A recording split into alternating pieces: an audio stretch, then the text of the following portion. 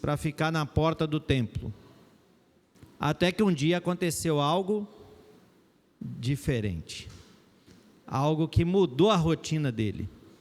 Algo que transformou a vida desse homem. E nós vamos pensar um pouquinho nesse texto e tirar algumas lições para a nossa vida. Atos, 3º capítulo.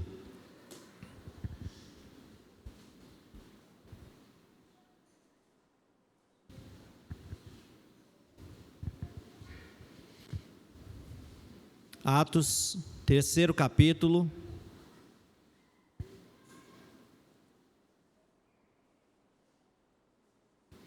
Eu vou ler bem rapidamente essa primeira parte, até o versículo 10, para contextualizar, e depois nós vamos ler alternadamente do versículo 11 em diante. Diz assim: Pedro e João subiam ao templo para a oração da hora nona. Era levado um homem, coxo de nascença, o qual punham diariamente à porta do templo chamada Formosa, para pedir esmolas aos que entravam. Vendo ele a Pedro e João, que iam entrar no templo, implorava que lhe dessem uma esmola. Pedro, fitando-o juntamente com João, disse: olha para nós. Ele os olhava atentamente, esperando receber alguma coisa. Pedro, porém, lhe disse: não possuo nem prata nem ouro, mas o que tenho, isso te dou. Em nome de Jesus Cristo Nazareno, anda. E tomando-o pela mão direita, o levantou. Imediatamente os seus pés e tornozelos se firmaram.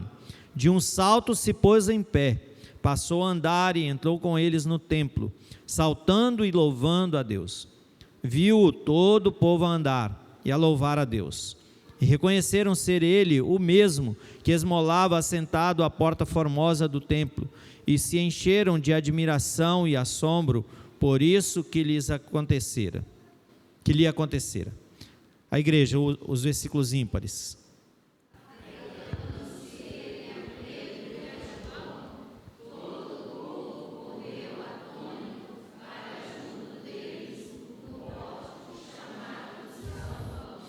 À vista disso, Pedro se dirigiu ao povo dizendo: Israelitas, por que vos maravilhais disto?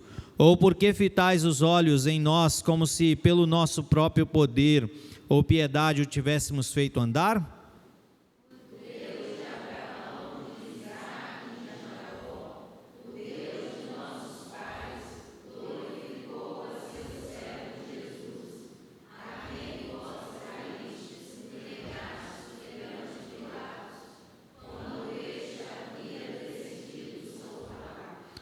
Vós, porém, negaste o santo e o justo, e pediste que vos concedessem um homicida.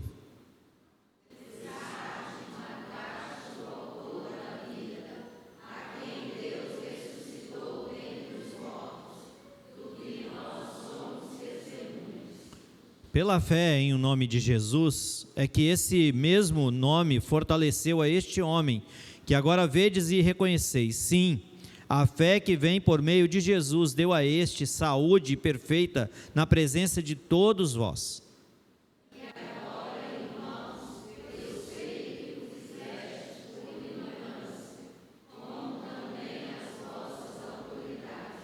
Mas Deus assim cumpriu o que dantes anunciara por boca de todos os profetas, que o seu Cristo havia de padecer.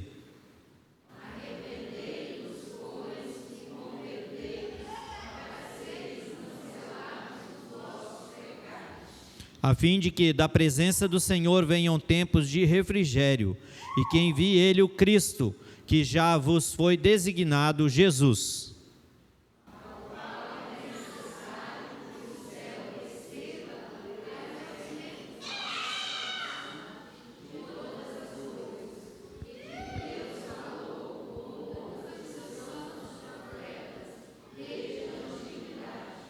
Disse, na verdade, Moisés: o Senhor Deus vos suscitará dentre vossos irmãos um profeta semelhante a mim, a ele ouvireis em tudo quanto vos disser.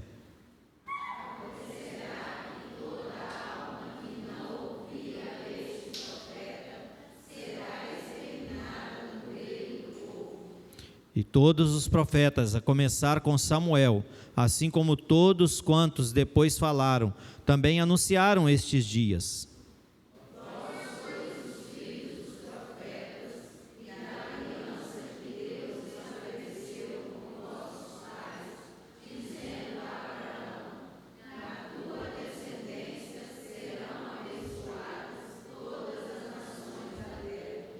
Tendo Deus ressuscitado o seu servo, enviou-o primeiramente a vós outros para vos abençoar, no sentido de que cada um se aparte das suas perversidades. Amém.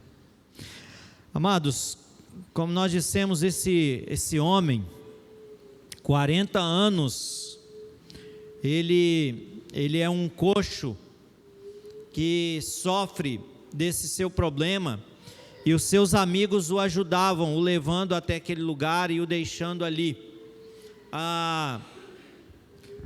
Louvado seja Deus, porque Deus também coloca pessoas, para ajudar.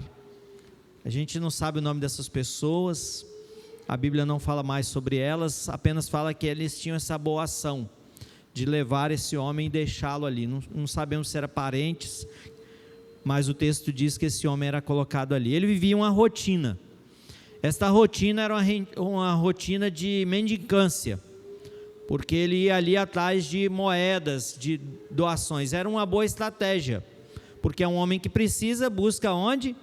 Na casa de Deus. Pessoas que vão adorar a Deus, seus corações quebrantados, já levavam as suas ofertinhas. O coxo, sempre o coxo está lá, vamos levar a nossa doação para o pobrezinho. Mas um dia algo diferente acontece. Pedro e João, ao chegar ao templo, Pedro e João se dirigem a esse homem, e o texto no versículo de número 4 vai dizer que Pedro fita os olhos e diz: olha para nós. E ele então, olhando atentamente, ele espera mais uma doação, mais uma ajuda, mais uma contribuição para ele. Mas o que o texto nos diz é que Pedro traz uma notícia diferente de todas as outras pessoas com quem aquele homem teve contato. Todos os outros deram alguma ajuda para aquele homem, mas agora Pedro e João diz: olha, eu não tenho prata, não tenho ouro, não tenho dinheiro, não tenho real, não tenho pix para te passar, mas eu tenho algo. Estende a mão. E esse homem então se coloca em pé e firma os passos.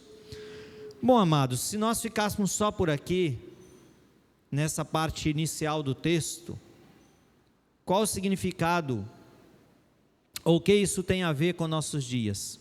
Isso seria a rotina de muitas pessoas. Quantos estão por aí pedindo ajuda e quantos estão sendo ajudados por alguém? São muitas pessoas. Não só aqui no nosso bairro, mas na nossa cidade, no nosso país, em vários países do mundo. Tem alguém que necessita de uma esmola, tem alguém que dá uma esmola. Mas o que faz esse texto ser diferente é o propósito para o qual Deus permitiu que esse texto fosse escrito, para que essa história acontecesse e para que Pedro pudesse entender qual era a oportunidade que ele estava tendo. E diante disso nós vamos pensar sobre cumprindo a missão. Se nós olharmos para a vida de Pedro, durante o tempo em que ele caminhou com Jesus, ele, em muitos momentos da caminhada com Jesus, ele não tinha entendido qual era o propósito que Jesus veio, e também o porquê que ele fazia parte daquele time de Jesus, daquela equipe de Jesus.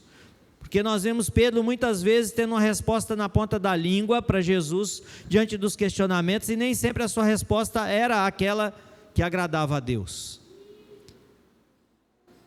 Ele é repreendido por Jesus algumas vezes. Ao final, Jesus então diz: olha, Pedro, você vai me negar. Que isso, Jesus? Não vou te negar. E Pedro nega Jesus. Depois há a conversão de Pedro, depois de Jesus ressuscitado.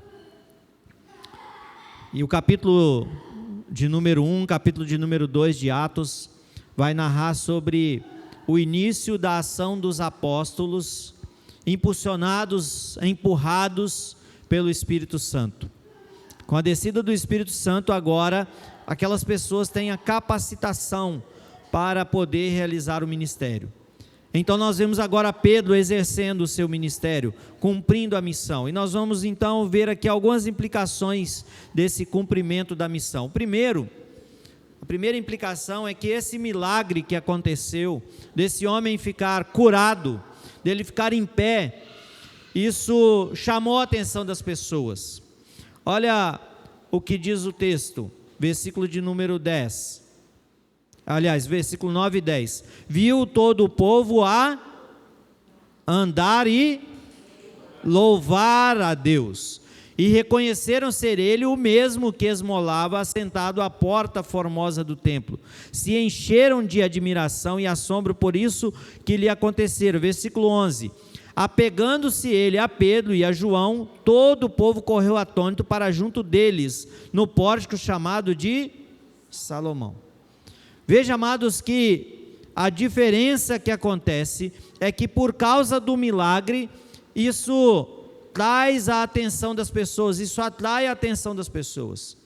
E as pessoas percebem, algo diferente aconteceu.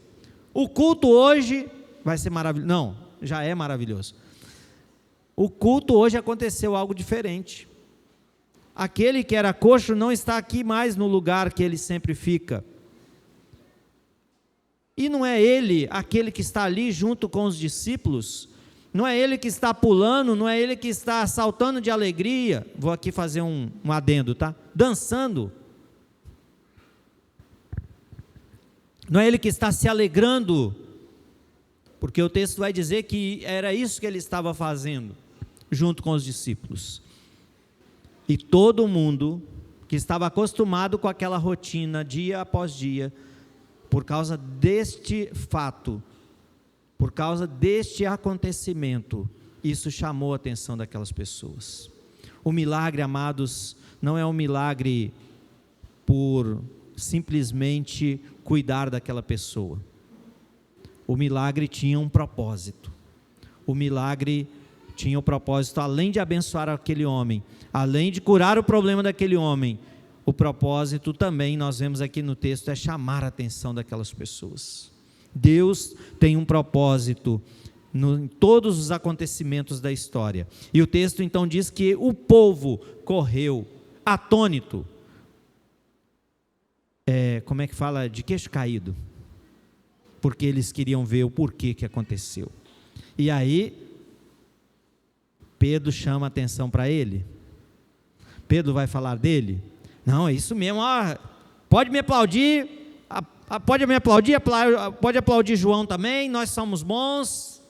Não, irmãos, aquele milagre foi uma oportunidade para que o evangelho de Jesus fosse pregado, porque olha o que o texto diz, versículo de número 12, ele começa um discurso, ele começa aqui uma palavra direcionada àquelas pessoas. E o versículo 12 então diz assim: à vista disto, Pedro se dirigiu ao povo dizendo: israelitas, por que vos maravilhais disto? Ou por que fitais os olhos em nós, como se pelo nosso próprio poder ou piedade o tivéssemos feito andar? Então ele começa esse discurso já desmistificando a ideia de que o poder está na pessoa. Não, ele está dizendo que o poder não estava neles, porque alguns sacerdotes, algumas pessoas se diziam poderosas para realizar coisas. É diferente hoje, irmãos? Não. Quantos são os pregadores, quantos são as pessoas que se colocam como os donos da coisa acontecida, sendo que o que deve ser adorado e glorificado é a pessoa de Jesus. Nós somos apenas instrumentos. E então o texto continua e Pedro então vai dizer: o Deus de Abraão, o de Isaque, de Jacó, o Deus dos nossos pais, glorificou a seu servo Jesus, a quem vós traístes e negastes perante Pilatos, quando este havia decidido soltá-lo. Vós, porém, negaste o santo e o justo, e pediste que vos concedessem um homicida. Veja que Pedro, então, ele não recebe glória para ele, mas ele aponta para Jesus. E ele chama Jesus de quê? De santo e justo.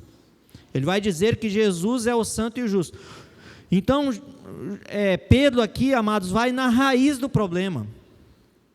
Porque um dos grupos aqui que se levantaram contra Jesus eram os saduceus. E os saduceus tinham problemas quanto à ressurreição de Jesus.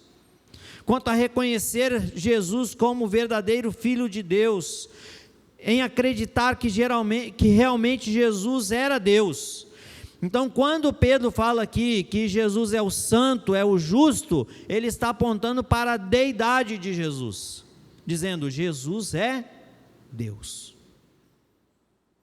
Agora, vocês não querem Deus, vocês querem apenas as coisas de Deus. Vocês não querem Deus, porque se vocês quisessem Deus, vocês não tinham escolhido um homicida.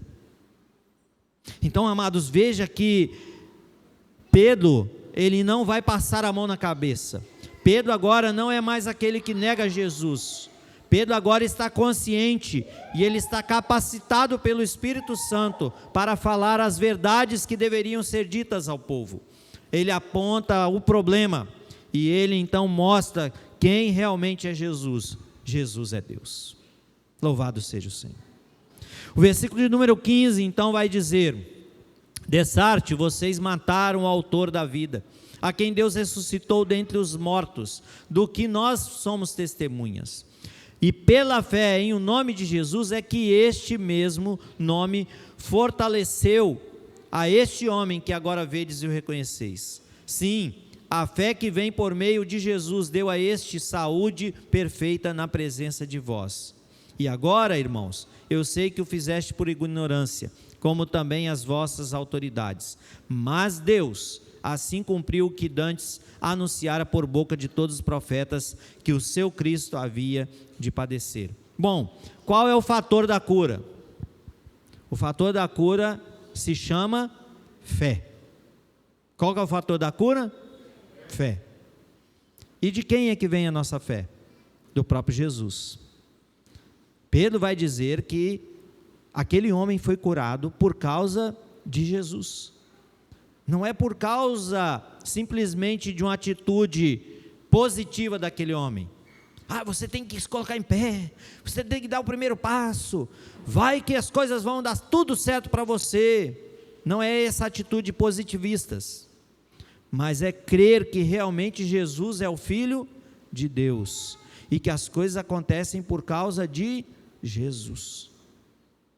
Então Pedro vai dizer: é Jesus, porque é pela fé em o nome de Jesus, e é Jesus que fez isso, porque olha a parte B do versículo 16, sim, a fé que vem por meio de Jesus é que deu vida, deu saúde, colocou esse homem de pé, ele não é mais coxo, e isso está acontecendo para se cumprir tudo o que Deus prometera.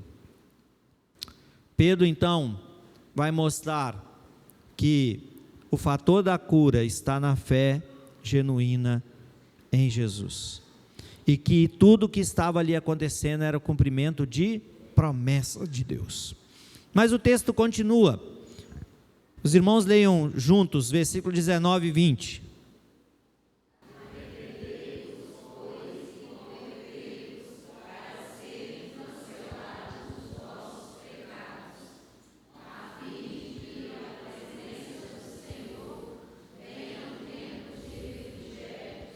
E que envie ele o Cristo, que já foi designado Jesus.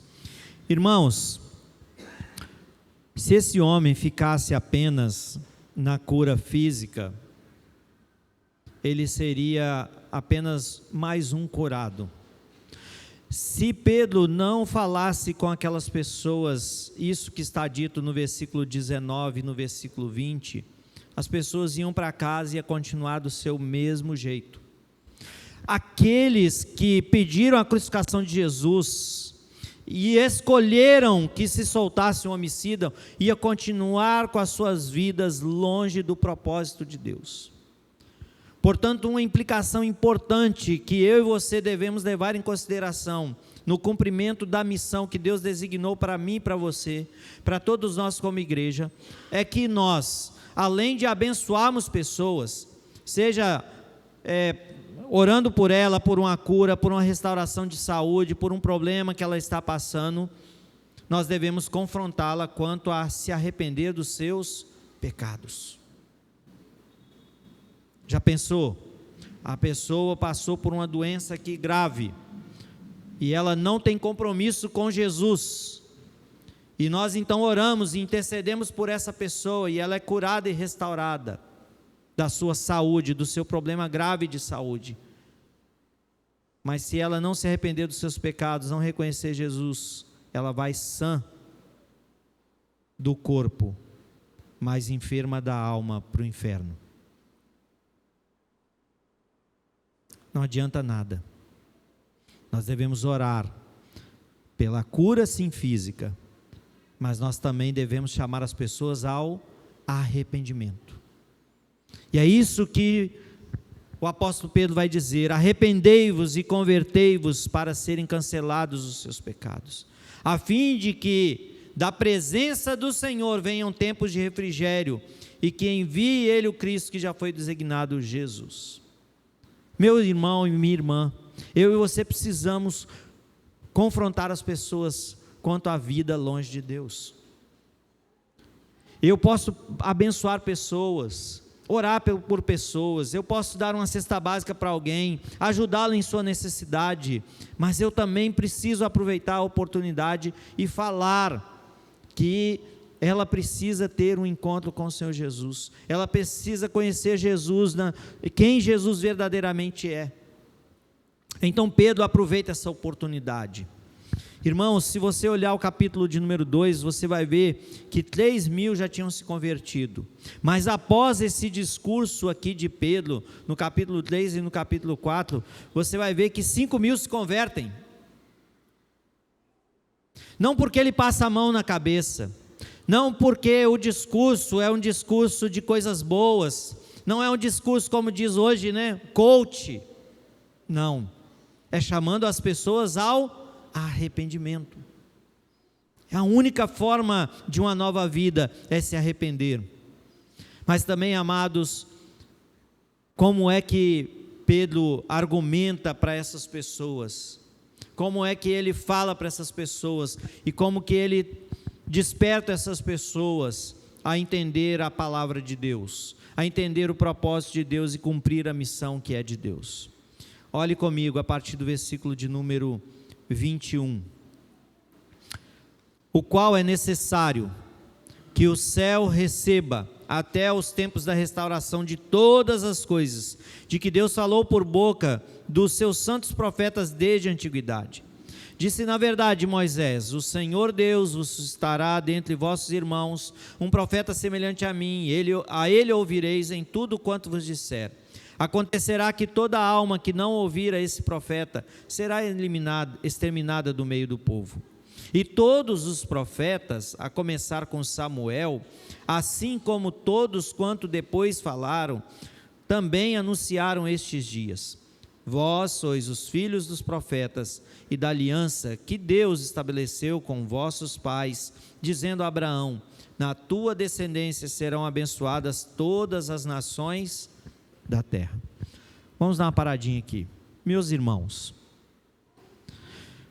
Pedro não inventa coisas, Pedro não cria subterfúgios, Pedro não foca em questões de método. O método é importante? E ele é válido e devemos saber usar. Mas nós vemos que Pedro, ele vai e apresenta a palavra de Deus. Ele vai e diz: olha, Deus falou com Abraão. Deus deu uma ordem para Abraão. Em Abraão serão benditas todas as famílias da terra. O que é ser bendita todas as famílias, todas as nações? Aqui está especificado no versículo 25. O que é ser abençoadas todas as nações da terra? Qual é a maior bênção que alguém pode receber neste mundo, irmãos? Qual é? Hein? A salvação. A salvação vale mais do que qualquer outra coisa deste mundo aqui. Eu fico olhando, eu estava falando hoje de manhã, na reunião de oração aqui, com os irmãos, comentando, Do dia 1º de setembro até o dia 11 de setembro, aconteceram 8 catástrofes de enchentes em 4 continentes. Só a Oceania que não teve catástrofe de enchente. Mas teve na América, teve na Europa, teve na África, teve na Ásia. 8. A última foi na Líbia. Pensa ali, só em uma cidade, Derna, uma cidade litorânea, 5.300 mortos já foram encontrados. Você não acha que essas pessoas, antes dessa enchente, antes da destruição das barragens, que destruiu a cidade, 20% da cidade, você não acha que cada um tinha a sua rotina? Todo dia eu acordo esse horário, todo dia eu faço isso, tomo meu chá, lá eles tomam muito chá, né? Tomo meu chá, faço minhas atividades, cada um tinha a sua rotina, que não existe mais. Até mesmo os sobreviventes não estão mais vivendo a sua mesma rotina, porque estão tendo que procurar os seus entes que morreram, estão tendo que buscar um lugar para ficar.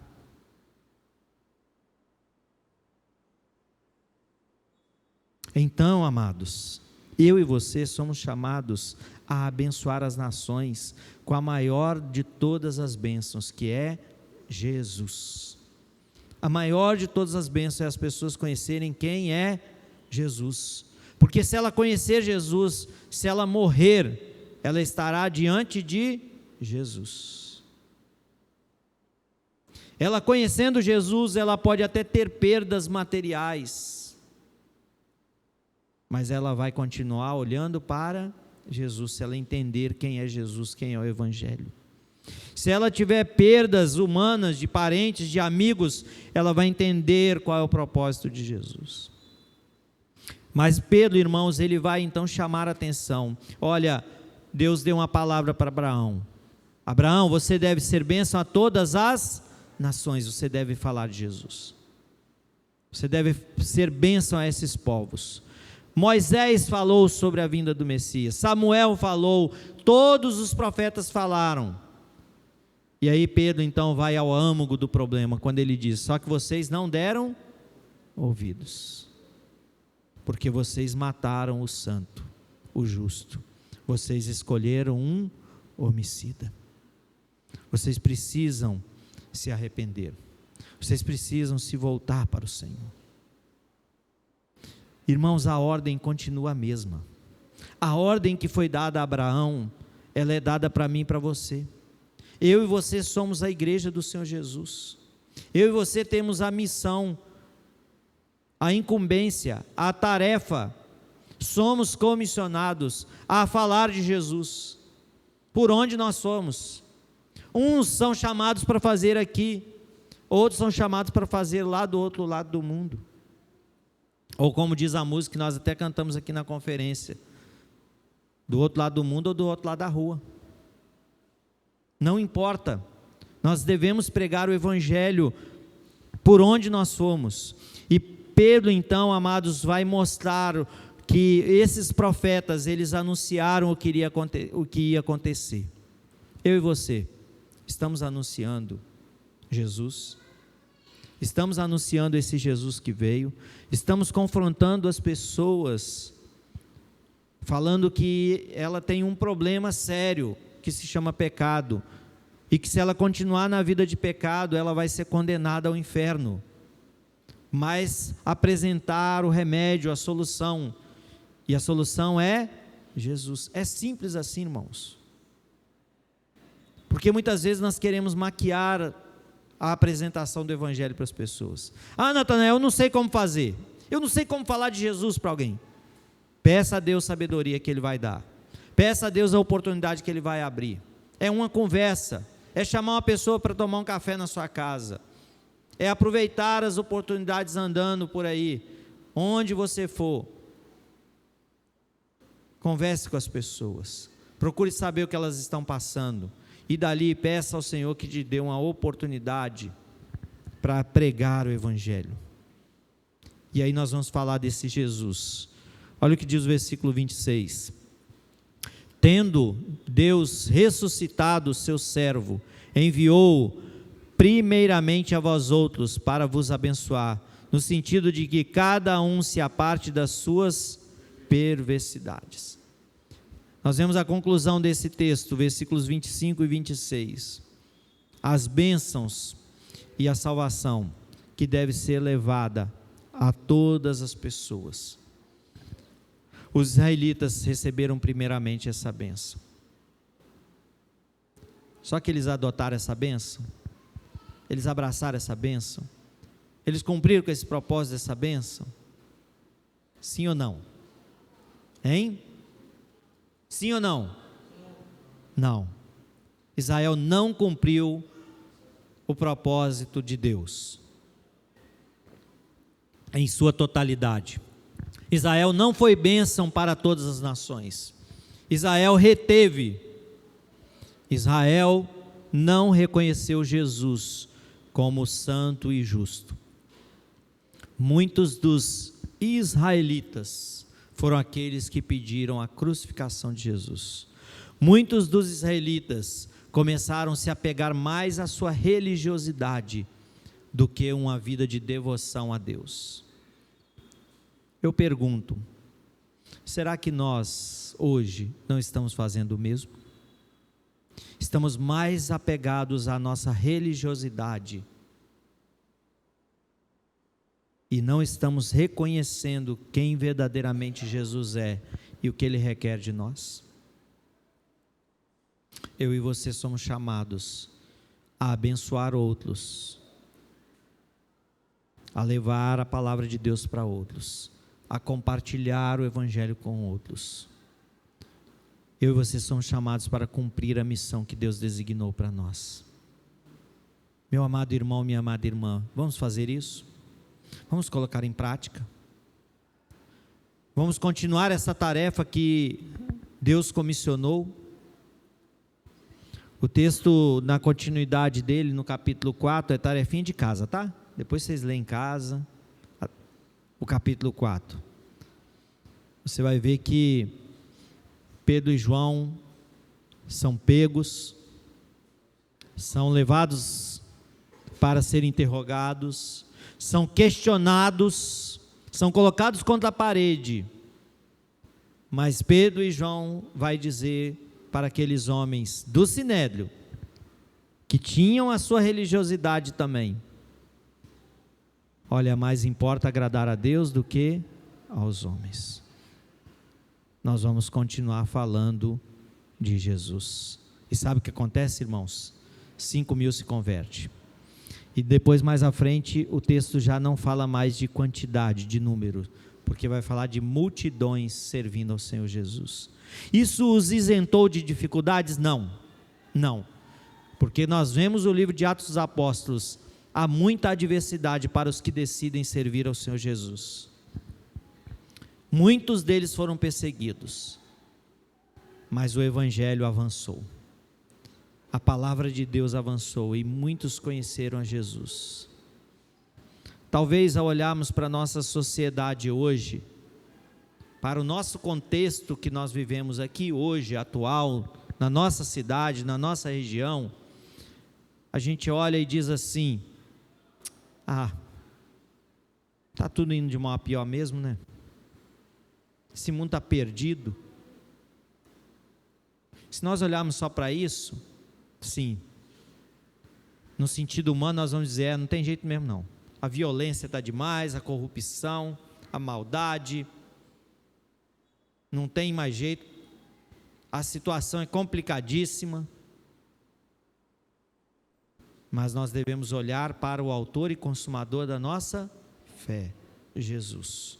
Nós precisamos com mais ousadia anunciar Jesus, pregar Jesus, porque esta é a tarefa que Deus designou para nós. Esta é a missão que Deus deixou para mim e para você, falar do amor de Jesus. Pode ser que quase não vai ter conversões por aqui, mas talvez Deus está te chamando para um outro lugar também. E se Deus te chama para uma tarefa, meu irmão, é melhor você obedecer. Se Deus te chama para fazer algo, se você não obedece, desculpa que usar uma expressão bem popular, você vai se dar mal. Porque a promessa dele de o evangelho ser pregado a todo lugar, toda tribo, toda língua, toda nação, todo povo, essa promessa vai se cumprir. Agora a pergunta que eu e você devemos responder é: onde eu me encaixo nisso? De que forma que eu faço parte disso? Será que eu vou reter a bênção como outros? Será que eu vou guardar para mim e não vou abençoar? Será que eu vou me empaturrar de vida cristã e não vou abençoar outros? Essa resposta cada um de nós individualmente devemos dar para Deus. Será que eu tenho cumprido a missão? Será que eu tenho realmente feito diferença? Aquele dia, irmãos, tinha tudo para ser mais um dia comum. Aquele dia, tudo indicava que aquele coxo seria levado, deixado ali, no final do dia, seus amigos, seus parentes, aquelas pessoas o levariam de volta para casa e voltaria no dia seguinte, no dia seguinte. Mas aquele dia foi diferente, porque Pedro e João entenderam o propósito e mudou a rotina daquele dia. Impactou a vida daquele coxo, mas aquele coxo teve a sua vida não só transformada no sentido de andar, mas o texto vai dizer que ele passou a andar junto com os discípulos. Ele entrou para o templo, ele saltou de alegria, ele pulou e adorou e louvou o Senhor. Mas também aquele dia, isso que aconteceu foi uma oportunidade para que Pedro pregasse o evangelho e chamasse muitas pessoas ali ao arrependimento. Pessoas que estavam acostumadas a ir no templo, pessoas que estavam acostumadas a ir à igreja, a cultuar, mas naquele dia foi diferente. Aquele dia não foi o sacerdote que fez lá a cerimônia, talvez ele até fez para lá, mas muitos se colocaram ao redor de Pedro e João, e Pedro e João apresentaram o evangelho, relembraram as pessoas do propósito de Deus, de como que Deus agiu na história através dos profetas, e do que eles tinham feito com tudo aquilo que Deus tinha falado que ia acontecer, rejeitando Jesus, e os chama a entender e a rever seus conceitos, e voltar para o propósito que era pregar Jesus, que era abençoar pessoas. Aquela mesma palavra que Deus tinha dito para Abraão, Pedro repete ela dizendo: vocês são chamados para ser bênção, eu e vocês somos chamados para ser bênção. Esse é o nosso propósito. Vamos orar? Senhor Deus, eu te louvo pela vida de cada um que adentrou aqui nesta noite, te louvo, ó Deus, pela tua palavra que